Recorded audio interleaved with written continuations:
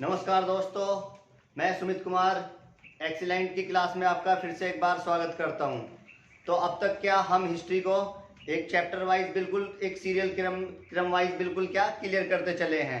तो इसी में हिस्ट्री को आगे बढ़ाते हुए आज हम प्राचीन इतिहास का भाग 5 जो किससे संबंधित है, महात्मा गौतम बुद्ध से, जो इन्होंने क्या किया था, बौद्ध धर्म की स्थापना की, और आज हम इन्हीं के बारे में पढ़ेंगे।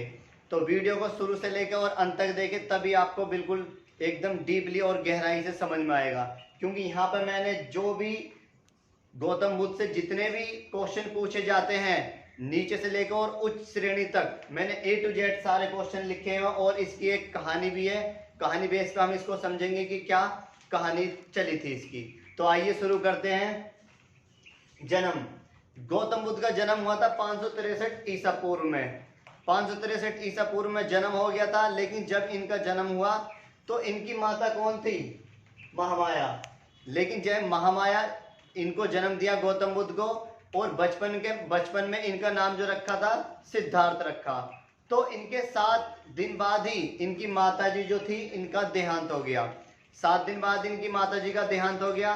देहांत होने के बाद में इनका पालन पोषण इनकी ही एक मौसी थी और महामाया की एक बहन थी, जिसका नाम था प्रजापति गौतमी।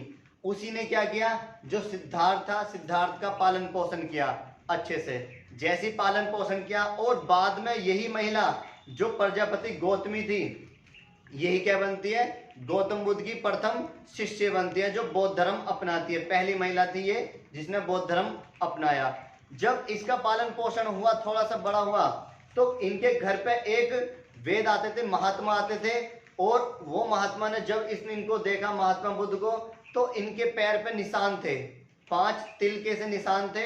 और उन तिल के निशान को देख के उस महात्मा ने कहा कि ये बड़ा होके क्या एक नए धर्म की ही स्थापना करेगा, और आप जो इसके पिता कौन थे, शुद्धोधन, इसकी जो भी मतलब आप इसको देख नहीं देखोगे, लेकिन इसकी जो भी सहायता मिलेगी आपको, जो परिवर्तन करोगे, आपको बिल्कुल भी काम नहीं आएगी।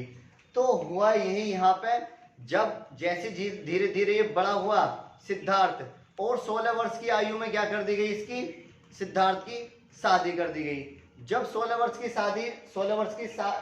में शादी यशोधरा के साथ इसकी कर दी गई। और शादी करने के बाद और कुछ समय बाद इनका एक पुत्र हुआ, जिसका नाम था राहुल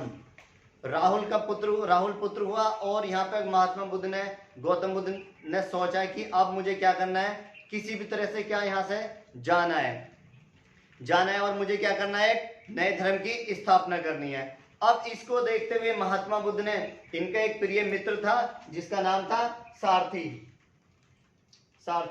जिसको ये चन्ना बोलते थे, मित्र था।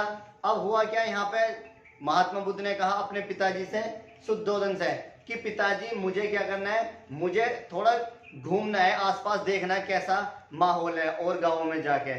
तो इसके पिताजी ने क्या, पहले से पहले ही इसका इंतजाम ऐसा कर दिया था, सिद्धार्थ के लिए एक महल ऐसा खड़ा कर दिया कि इसमें ये अंदर रहेगा और ये कभी भी सोचने पे मजबूर नहीं होगा। अगर सोचेगा तो ये नए धर्म की स्थापना करने के लिए सोचेगा और हमसे बहुत दूर चला जाएगा। तो हुआ यही, यहाँ पे इसके जो पिता थे शुद्धोधन, उन्होंने क्या किया, जब सिद्धार्थ ने कहा था कि मैं थोड़ा बाहर घूमना चाह रहा हूँ, तो इसके पिताजी ने, शुद्धोधन ने, पहले से पहले ही जब वहां पे जाने के लिए तैयार हुआ सिद्धार्थ, तो उसमें जिस गांव भी वो पहुंचा, पहले से पहले वहां पे बिल्कुल ठीक कर दिया कि जो भी ये चीज देखे उसे सोचने के लिए मजबूर ना हो। तो जब ये अपने चन्ना साथी के साथ जाता है, तो जाने के बाद में क्या देखता है यहाँ पर, कि पहले जब ये जाता है तो रास्ते में देखता है एक बूढ़ा व्यक्ति ये देखता है कि ये कहता है, सिद्धार्थ कहता है उससे कि ये कौन है। तो ये कहता है सारथी, इसका दोस्त, कि ये एक बूढ़ा व्यक्ति है, और बूढ़ा सभी को होना है, आपको भी बूढ़ा होना है और मुझे भी बूढ़ा होना है, ये संसार का नियम है। तो इतना कहते हुए सिद्धार्थ फिर आगे चले। जैसे आगे चले तो रास्ते में क्या मिला, वहां पे एक दर्द से एक बूढ़ा व्यक्ति कर रहा था, मतलब बहुत दर्द से पीड़ित था वो व्यक्ति। अब यहाँ पे सिद्धार्थ ने कहा कि रुको सारथी, कि ये व्यक्ति कौन है। तो यहाँ पे उसने कहा कि ये व्यक्ति दर्द से पीड़ित है और इसको दर्द हो रहा है, इसलिए ये चिल्ला रहा है। तो यहाँ पे कहा सिद्धार्थ ने, तो क्या हमें भी इस तरीके से होना पड़ेगा? तो इसका दोस्त जो था चन्ना, इसने कहा कि हाँ, एक दिन दर्द आपको भी हो सकता है और मुझे भी हो सकता है, किसी को भी हो सकता है। अब यहाँ से थोड़े आगे जब ये चलने के बाद में एक मृत व्यक्तियों को लेके जा रहे थे, तो यहाँ पे सिद्धार्थ ने कहा चन्ना से कि चन्ना रुको, ये कौन है? तो उसने कहा चन्ना ने कि महाराज, ये मृत व्यक्ति है और इसको शमशान घाट ले जा रहे हैं, एक दिन सबको मरना है, आपको भी मरना है और मुझे भी मरना है। अब इतना देखते ही सिद्धार्थ ने कहा कि चलो आगे चलते। फिर आगे चले। अब आगे जब पहुंचे तो एक पीपल के वृक्ष के नीचे एक सन्यासी बैठे हुए थे। जो सन्यासी बैठे थे वो ध्यान लगा रहे थे। अब ध्यान लगाते लगाते तो यहाँ पे इन्होंने कहा सिद्धार्थ ने कि ये कौन है? तो उसने कहा चन्ना ने कि महाराज, ये ईश्वर को याद कर रहे हैं, ये ध्यान लगा रहे हैं। अब इतना देखते हुए सिद्धार्थ ने कहा सारथी से कि सारथी चलो, वापस चलो। कहाँ पर? घर पर। अब जैसे ही घर पर आए, अब इन्होंने अपने पिताजी से, शुद्धोधन से बात की और कहा कि पिताजी, मुझे यहाँ से जाना है और मुझे अपना अलग ही मार्ग देखना है। अब इतना देखते हुए इनके पिताजी ने रोका कि नहीं बेटा, तुम मत जाओ, कहीं मत जाओ, मूर्खों वाली बात मत करो। लेकिन ये नहीं माने। एक रात सोते सोते हुआ क्या, इन्होंने सोच लिया कि आज मुझे जाना ही है, और वहां से निकले और अपने दोस्त सारथी को उठाया और रात को यहाँ से निकल पड़े।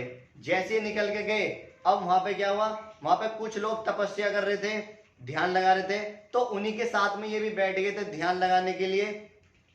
जैसे ये ध्यान लगाते रहे और यहाँ पे कुछ समय बाद इन्हें यहाँ पे थोड़ा ज्ञान प्राप्त हुआ और यहाँ पे प्रवचन दे रहे थे। वो जो और भी लोग थे, 5 शिष्य थे वो, तो वहां पर उनको प्रवचन दे रहे थे, उपदेश दे रहे थे कि यहाँ पे संसार में हमें सब मुंह माया है, सब कुछ छोड़ना पड़ेगा अगर हमें नए मतलब ज्ञान की प्राप्ति करनी है। अब इसको देखते हुए तभी वहां पे गौतम बुद्ध को भूख लगती है और वहां पे सुजाता नाम की एक महिला थी जो इनको खीर देती है। सुजाता नाम की एक ये महिला है जो इनको क्या देती है, खीर देती है। और उसी खीर को जैसे ये खाते हैं तो यहाँ पे जो इनके शिष्य थे, जो इनके साथ तपस्या कर रहे थे 5 लोग, उन्होंने कहा कि नहीं, ये आप अपराध कर रहे हो, हमें किसी महिला के हाथों का कुछ नहीं खाना। अब इसको देखते हुए जो इनके 5 शिष्य थे जो साथ में तपस्या कर रहे थे, वो इनको छोड़कर चले गए। जब ये चले गए आगे, तो आगे चले गए। अब बचे कौन? सिद्धार्थ। सिद्धार्थ जब आगे चले तो वहां पर क्या हुआ, ये जैसे चले आ गए तो इन्हें रास्ते में एक व्यक्ति मिला जो क्या कर रहा था, 25 साल से पानी पर चलने की एक प्रैक्टिस कर रहा था। मतलब तपस्या की उसने कि मुझे पानी पर चलना है किस तरीके से। तो वहां सिद्धार्थ ने देखा कि तुम क्या कर रहे हो ये? तो उस व्यक्ति ने कहा कि महाराज कह रहा हूं कि मैं एक तपस्वी हूं और मैंने क्या किया, मैंने अपने 25 साल इस पानी पे चलने में लगा दिए। तो यहाँ पे सिद्धार्थ ने कहा कि तुम मूर्ख हो, अगर ये 25 साल तुम अच्छे से ईश्वर का ध्यान लगाते तो तुम्हें ज्ञान प्राप्त होता। तो इसको देखते हुए सिद्धार्थ जब आगे पहुंचे और आगे पहुंचने के बाद में हुआ ये, जब आगे पहुंचे तो वहां पे एक उंगलीमाल नामक एक व्यक्ति था। और वो व्यक्ति क्या कर रहा था, लोगों को मारता था, मारने के बाद क्या करता था, उनकी उंगलियों को काटता था और माला बना के उन्हें गले में पहनता था अपने उंगलीमाल। तो जैसे सिद्धार्थ जा रहे थे, अब जाते जाते क्या हुआ, यहाँ पर उनको वो उंगलीमाल मिल गया। उंगलीमाल ने कहा कि ठहरो, रुक जाओ। तो यहाँ पे सिद्धार्थ ने कहा कि मैं तो रुक गया, लेकिन तू कब रुकेगा? तो वो उंगलीमाल कहता है, पागल, मूर्ख वाली बात करता है, तुझे पता नहीं मैं कौन हूं? मैं उंगलीमाल हूं और मैं उंगली काट के और अपने गले में पहनता हूं। तो यहाँ पर कहा सिद्धार्थ ने, ठीक है, तुम जो भी हो अच्छी बात है, लेकिन मैं आपसे एक ही बात कहना चाहता हूं, वो जो पेड़ है आप उस पर से एक पत्ता तोड़ कर लाओ। तो ये उंगलीमाल कहता है, अच्छा, मैं वहां पत्ता तोड़ने जाऊंगा और तू भाग जाएगा यहाँ से। तो सिद्धार्थ कहता है कि मैं नहीं भागूंगा, तू जा वो पत्ता तोड़ के लेकर आ।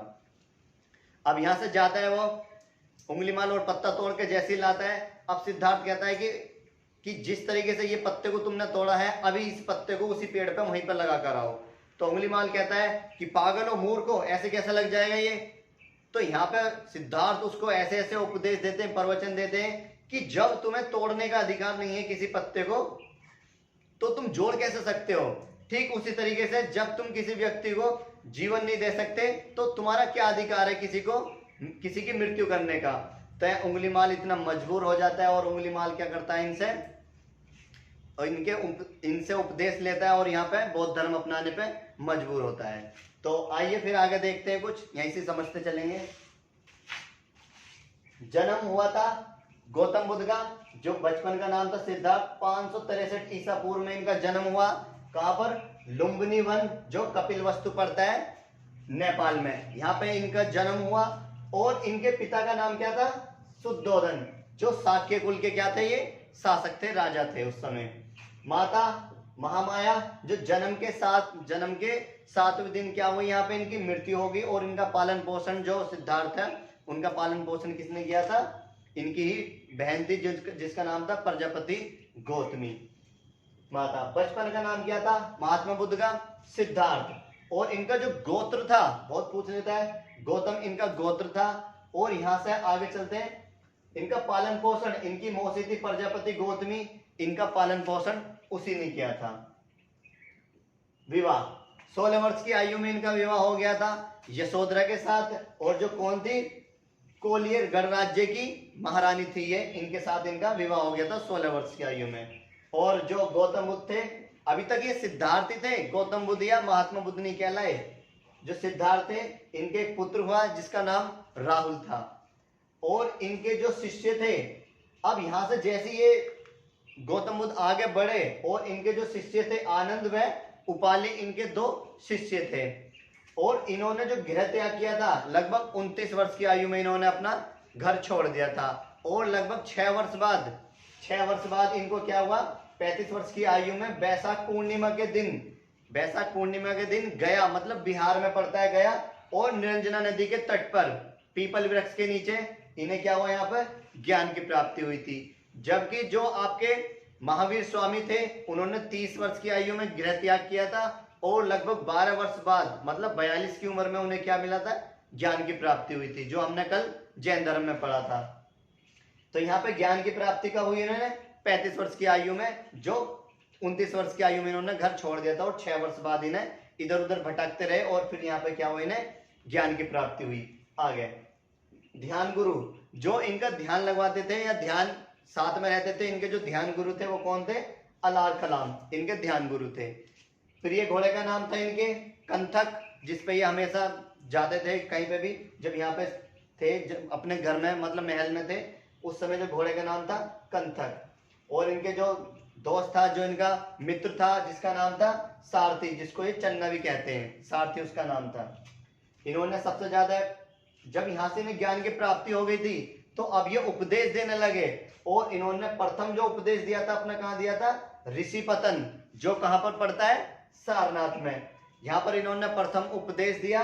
और अंतिम उपदेश कहाँ पर दिया था इन्होंने? कुशीनगर में। कुशीनगर कहाँ पड़ता है? जो 16 महाजनपद आएंगे, उनकी एक राजधानी है कुशीनगर, मल की राजधानी पड़ती है कुशीनगर। और यहीं पे क्या दिया था इन्होंने? अपना अंतिम उपदेश दिया था। आगे मृत्यु कब हुई थी इनकी? 483 ईसा पूर्व में, लगभग 80 वर्ष की आयु में इनकी मृत्यु हो गई थी। 483 ईसा पूर्व में और 80 वर्ष की आयु में इनकी मृत्यु होगी। और किस स्थान पर हुई थी? कुशीनगर में। सर्वाधिक उपदेश, जो बुद्ध ने अपने सर्वाधिक उपदेश दिए थे, वो कहां दिए थे? श्रावस्ती में दिए थे। यहां पे दिख नहीं रहा होगा, मैं लिख देता हूं इधर, श्रावस्ती में। श्रावस्ती में इन्होंने अपने सबसे ज्यादा उपदेश दिए थे महात्मा बुद्ध ने। आगे सुजाता, ये सुजाता वही है जिसकी दी हुई खीर किसने खाई थी? महात्मा बुद्ध ने खाई थी। महात्मा बुद्ध ने खीर खाई। और इनके जो साथ में जो 5 इनके जो साथ में शिष्य, मतलब शिष्य भी बोल सकते हैं उनको, जो इनके साथ तपस्या करते थे, इस खीर को खाते ही क्या हुआ? यहाँ से गौतम बुद्ध को वो छोड़ के चले गए थे। आगे सुबच, जिसे बुद्ध अपना अंतिम उपदेश दिया था। सुबच वह व्यक्ति है जिसको गौतम बुद्ध ने अपना अंतिम उपदेश दिया था। आगे देवदत्त इनका चचेरा भाई था। जो ये थी आपकी प्रजापति गौतमी, उन्हीं का ही पुत्र था देवदत्त, जो इनका गौतम बुद्ध का चचेरा भाई था। साल वृक्ष, जहां गौतम बुद्ध की कहां पर हुई थी? मृत्यु हुई थी किस वृक्ष के नीचे? साल वृक्ष के नीचे मृत्यु हो गई थी इनकी, लगभग 483 ईसा पूर्व में। आगे कौशल राज्य, सर्वाधिक जो इन्होंने कौशल राज्य में सर्वाधिक अपने उपदेश दिए थे या प्रचार प्रसार किया था, प्रचार प्रसार जो किया गया था वो सर्वाधिक कहां पे किया गया था? कौशल राज्य में। जितना अधिक से अधिक जो प्रचार किया गया था इनका।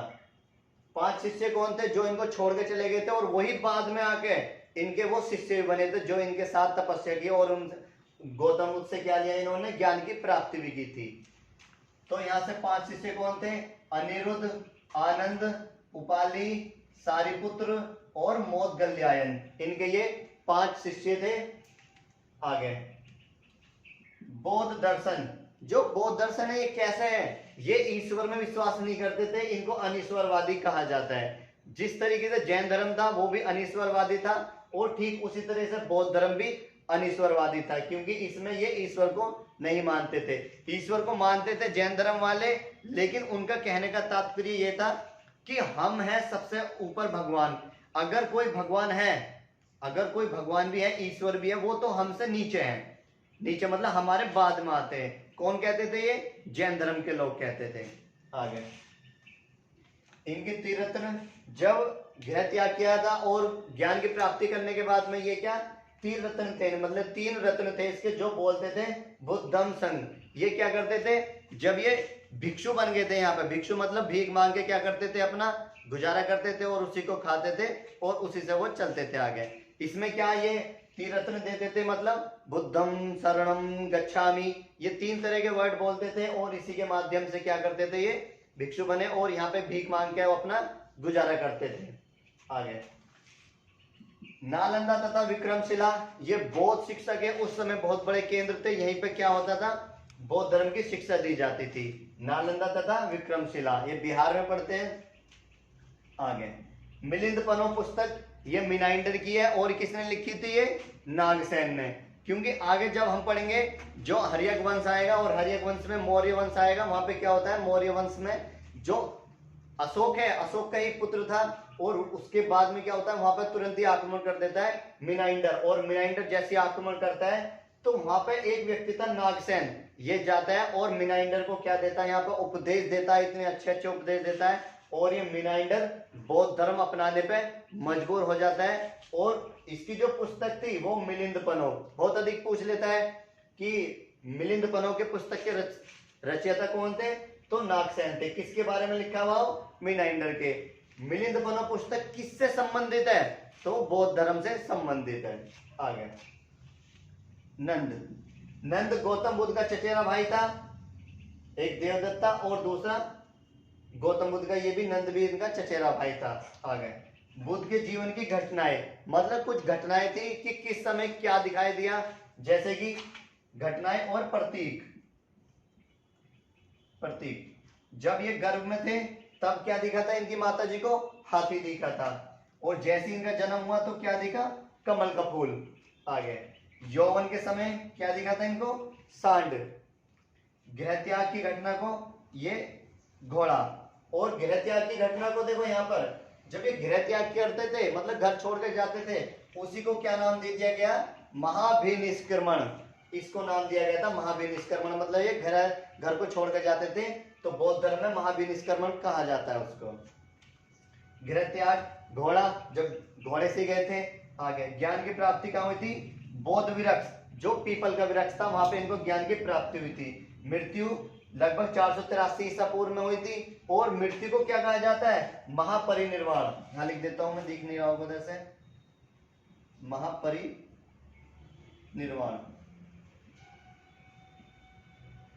महापरिनिर्वाण मृत्यु कहा जाता है कि जब ये मृत्यु को प्राप्त कर लेते हैं उस समय उसको क्या कहा जाता है? महापरिनिर्वाण। आगे जो बौद्ध धर्म थे इसके कुछ अष्टांगिक मार्ग भी थे, जैसे कि नंबर 1 था आपका सम्यक दृष्टि, नंबर 2 सम्यक संकल्प, नंबर 3 सम्यक वाणी, नंबर 4 सम्यक कर्मांत, नंबर 5 सम्यक आजीविका और नंबर 6 सम्यक व्यायाम और नंबर 7 सम्यक स्मृति और नंबर 8 सम्यक समाधि। बहुत अधिक पूछ लेता है कि ये अष्टांगिक मार्ग इनमें से कौन सा नहीं है या कौन सा है, एक दे देगा और बाकी इधर उधर से घुमा देगा। ठीक है। आगे बौद्ध धर्म के कुछ अनुयायी, मतलब उस समय क्या था कि जैसे बौद्ध धर्म चल रहा था तो कुछ शासक भी थे और वो क्या थे? कुछ लोग तो जैन धर्म अपना रहे थे और कुछ लोग क्या अपना रहे थे? बौद्ध धर्म अपना रहे थे। तो उसी समय कुछ लोग ऐसे थे बौद्ध धर्म अपनाने वाले जो शासक थे। तो उन्हीं में सबसे पहला आता है बिंबिसार। बिंबिसार ये किस वंश का था? ये हर्यक वंश का, क्योंकि मगध में सबसे पहला जो वंश आया था वो कौन सा आया था? हर्यक वंश ही आया था। और बिंबिसार क्या था? इन्होंने क्या बौद्ध धर्म अपनाया था। क्योंकि जब बिंबिसार राजमहल में थे तो ये भी पूछ लेता है कि जिस समय बिंबिसार हर्यक वंश के शासक थे उस समय गौतम बुद्ध को ज्ञान की प्राप्ति हुई थी कितने वर्ष बाद? तो इनके जब ये शासक थे 8 वर्ष बाद क्या होता है? इनको ज्ञान की प्राप्ति हुई थी गौतम बुद्ध को। तो बिंबिसार क्या कर रहे थे उस समय? एक जो बकरी थी, बकरी की बलि देने के लिए इन्होंने लेके जा रहे थे। वहां पर कुछ इनके सैनिक थे बिंबिसार के, तो वहां गौतम बुद्ध आ गए थे। गौतम बुद्ध ने कहा कि ये क्या कर रहे हो? कि हम इसको बलि के लिए ले जा रहे हैं। तो यहाँ गौतम बुद्ध ने कहा कि आप अपने शासक को बुलाओ। तो यहाँ बिंबिसार आया और बिंबिसार को गौतम बुद्ध ने समझाया कि ये आप गलत कर रहे हो, इस तरीके से नहीं करना चाहिए। तो यहाँ पे ऐसे ऐसे उपदेश दिए, ऐसे ऐसे प्रवचन दिए बिंबिसार को, और बिंबिसार क्या मजबूर हो जाता है बौद्ध धर्म अपनाने के लिए। आगे अजातशत्रु, ये भी हर्यक वंश का था।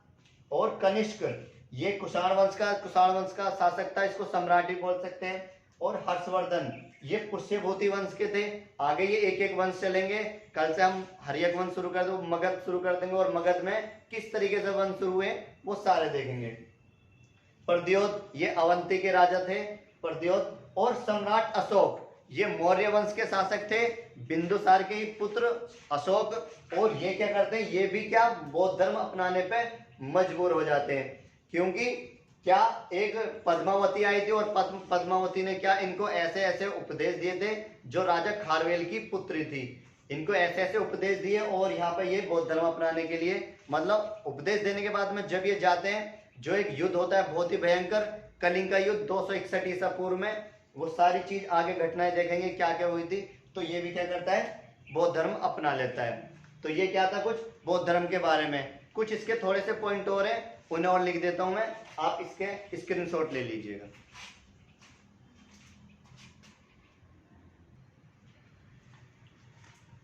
तो स्क्रीनशॉट ले लिया होगा आपने। आगे देखते हैं, जो हमेशा एग्जाम में यहाँ से भी बहुत अधिक पूछा जाता है। क्यों क्या होता था? इनका एक बौद्ध संगीति होती थी, मतलब क्या एक समिति होती थी, और उसमें क्या उपदेश दिए जाते थे, लोगों को बताया जाता था कि हमारा धर्म ऐसा है, बौद्ध धर्म इतना अच्छा है, ऐसा वैसा है। तो ये क्या होती थी? कुछ बौद्ध संगीति हुई थी। तो किस शासन काल में हुई, किसने कराई, कब कराई, ये सारे देख लेते हैं, क्योंकि हमेशा ही एग्जाम में यहाँ से पूछा जाता है। और कोई भी एग्जाम ऐसा नहीं है जिसमें बौद्ध धर्म से ना आता हो। 1 से 2 क्वेश्चन हमेशा बौद्ध धर्म से ही आते ही हैं। तो इसको अच्छे से पढ़ना एक बार। आइए शुरू करते हैं।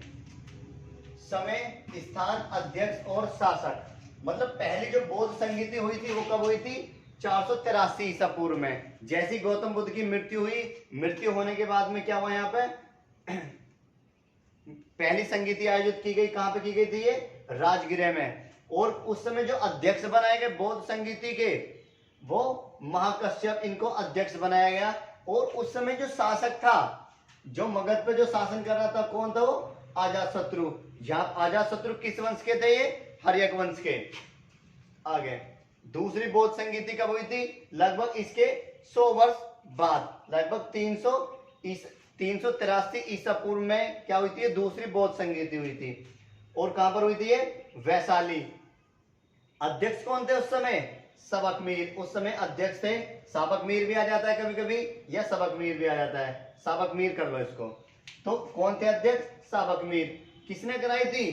कालाशोक, जो शिशुनाग का शासक था, इसने क्या कराई थी? ये कालाशोक ने ये संगीति कराई थी दूसरी। नंबर 3 पे आता है 250 ईसा पूर्व में तृतीय बौद्ध संगीति की गई थी। और कहां पे की गई थी? पाटलिपुत्र, जो कहां पड़ता है? पटना में। पाटलिपुत्र का नाम गंगा और सोन नदी के तट पर ही पाटलिपुत्र बसाया था, उदयन ने ही। वो सारी चीज देखेंगे। तो ये पाटलिपुत्र में क्या की गई थी? तीसरी बौद्ध संगीति की गई थी। इसके जो अध्यक्ष थे, अध्यक्ष मोगलीपुत्र इसके अध्यक्ष थे। आगे और उस समय जो शासक जो था मगध की गद्दी पे, मौर्य वंश के शासक थे कौन? सम्राट अशोक उस समय शासक थे। आगे नंबर 4, चौथी बौद्ध संगीति लगभग 72 ईस्वी में शुरू की गई थी, क्योंकि यहाँ के बाद क्या हो गया था? यहाँ पर ये ईसा पूर्व हट के खत्म हो गया था और ईसवी यहाँ से प्रारंभ हो गई थी। कहाँ पर की गई थी? ये 72 ईस्वी में की गई थी। और कुंडलवन कहाँ पड़ता है? ये कश्मीर में। यहाँ पे चौथी बौद्ध संगीति की गई कश्मीर में। और जो उस समय जो अध्यक्ष बनाए गए थे, वसुमित्र उस समय अध्यक्ष बनाए गए थे, और जबकि उपाध्यक्ष वो असुघोष बनाए गए थे। पूछ लेता है कि चौथी बौद्ध संगीति में जो अध्यक्ष बनाए गए थे कौन बने थे? वो वसुमित्र। और उस समय जो उपाध्यक्ष बनाए गए थे वो असुघोष इसमें उपाध्यक्ष बनाए गए थे। आगे किसके शासनकाल में हुई थी चौथी बौद्ध संगीति? कनिष्क के। और कनिष्क के शासनकाल में चौथी बौद्ध संगीति हुई। और यहीं से क्या हुआ? जो बौद्ध धर्म था ये दो भागों में बट गया था, हीनयान और महायान। हीनयान और महायान दो भागों में बट गया था बौद्ध धर्म। आगे पांचवी बौद्ध संगीति हुई थी, लेकिन इसको पूछता नहीं है, लेकिन फिर भी मैंने लिख दिया, कभी पूछ ले एग्जामिनर। ये कब हुई थी? 7वीं सदी में पांचवी बौद्ध संगीति हुई थी। और कहां पर हुई थी? ये कन्नौज। कहां पड़ता है ये? उत्तर प्रदेश में कन्नौज पड़ता है। और ये पांचवी बौद्ध संगीति हुई। और उस समय जो अध्यक्ष कौन था इसमें? हैनसांग इसमें अध्यक्ष था। और किसके शासन काल में हुई थी? जो हर्षवर्धन था। ये हर्षवर्धन वही है जब मैंने आपको इस्लाम धर्म पढ़ाया था। और हर्षवर्धन ये अंतिम हिंदू शासक था। और इसके बाद में क्या हुआ था? यहाँ पर अरबों का आक्रमण हुआ और यहाँ से क्या हुआ? जो हिंदू धर्म था वो खत्म होने पे बिल्कुल होने वाला था। ये था। और ये किस वंश के थे? पुष्यभूति वंश के थे। ये किसके बारे में था? सारा बौद्ध धर्म के बारे में। अच्छा, एक चुंद सुनार नामक एक व्यक्ति था, लिख देता हूं मैं इधर, चुंद सुनार। ये चुंद सुनार वही है, इसने क्या करा? गौतम बुद्ध को बहुत भूख लगी थी, इतनी भूख लगी, और यहाँ पे क्या किया इसने? चुंद सुनार ने सुअर का मांस बना के और उनको खिला दिया गौतम बुद्ध को। जैसे ही उनको खिलाया, अब यहाँ पे गौतम बुद्ध की क्या हुई? यहाँ पर उल्टी होने लगी, खून की वोमिटिंग हुई इन्हें। और उल्टी होने के कारण वहीं से इनकी तबीयत खराब होती चली गई। और लगभग 483 ईसा पूर्व में क्या हुई? गौतम बुद्ध की यहाँ पर मृत्यु हो जाती है। पूछ लेता है कि किसकी खीर खाने, उसके किसका मांस खाने से गौतम बुद्ध की तबीयत खराब हो गई थी? तो सुअर का मांस खाने से यहाँ पर उसकी तबीयत खराब हो गई थी। जो किसने दी थी? वो चुंद सुनार ने दी थी।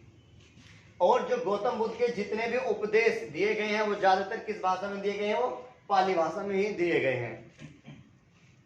तो ये गौतम बुद्ध के बारे में आपने अगर ये क्लियर कर लिया तो हमेशा यहाँ से 1 से 2 क्वेश्चन हमेशा आते हैं। इसको अच्छे से पढ़ लेना, नोट्स बना लेना अपने, ठीक है। कल फिर मिलते हैं। अच्छा, एक चीज यहाँ तक जो था एक कहानी नहीं बन पा रही थी, लेकिन अब यहाँ से जितने भी आगे क्लासेस चलेंगी वो एक स्टोरी टाइप की, जो आपको बिल्कुल एकदम समझ में आ जाएगी। क्योंकि यहाँ से मगध शुरू हो जाता है और मगध के बाद में क्या है, एक वंश चलते रहते हैं। और किस तरीके से सिकंदर ने आक्रमण किया और जो चंद्रगुप्त मौर्य, ये सारी चीज अब यहाँ से एक स्टोरी के माध्यम से मैं आपको अच्छे से समझा दूंगा यहाँ से, ठीक है। तो आप रेगुलर क्लास को देखिए। धन्यवाद आज के लिए। कल फिर मिलते हैं एक नई क्लास के लिए।